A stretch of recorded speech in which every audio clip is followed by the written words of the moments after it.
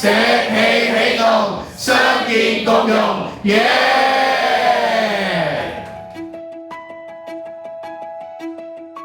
主眼咧就1/4嘅社企啦，時間過得好快。創業展才能咧，就係經過25年嘅鍛鍊咧，都真係證明呢個計劃咧係成功嘅，亦都真係幫到我哋殘疾嘅朋友咧可以有份工。政府當然唔會滿足於過去嘅成就啦，繼續咧會再努力嘅新嘅優化措施。呢個包括一系列關於計劃申請嘅資格啊，放寬申請嘅要求，同埋延長咗殘疾僱員薪金資助期等等嘅。其實所有嘅目的咧，就希望令到呢個計劃咧就更具吸引力，幫到更多嘅我哋殘疾嘅人士咧係可以發揮自我嘅潛力。特區政府咧都用得好多力喺後邊默默耕耘。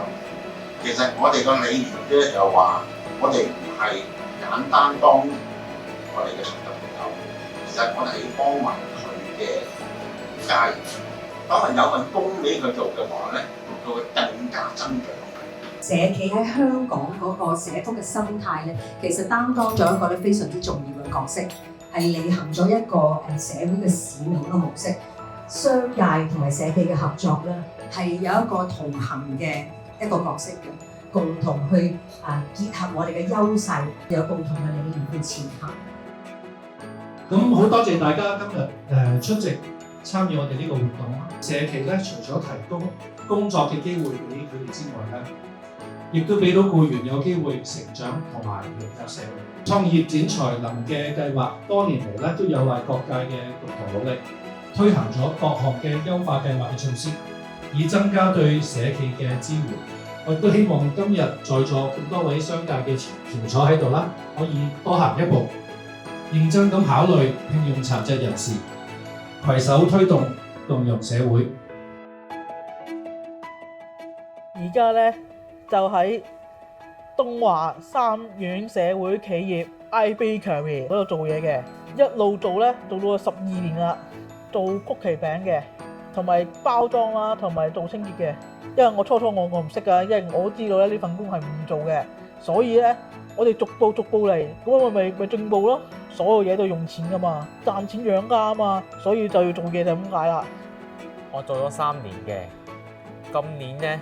就係去咗個照會食咧，就去咗軟餐工房工作咯。送軟餐就係俾啲殘疾人士院舍啦，同埋呢個智障安老院舍咯。我會整多啲好嘢食嘅俾啲老人家食。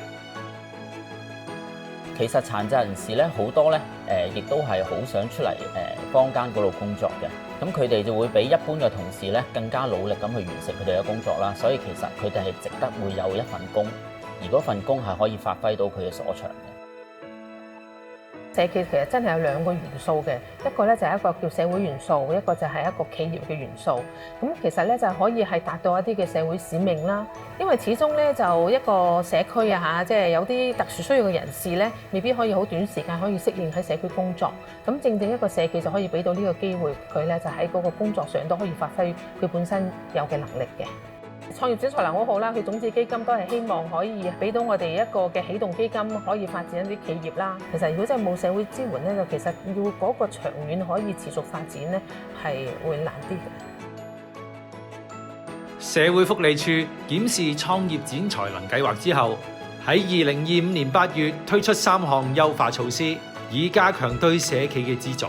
包括放寬計劃申請資格、調整租約要求及延長業務籌備期，及延長殘疾僱員薪金嘅資助期，以期為殘疾人士創造更多就業機會。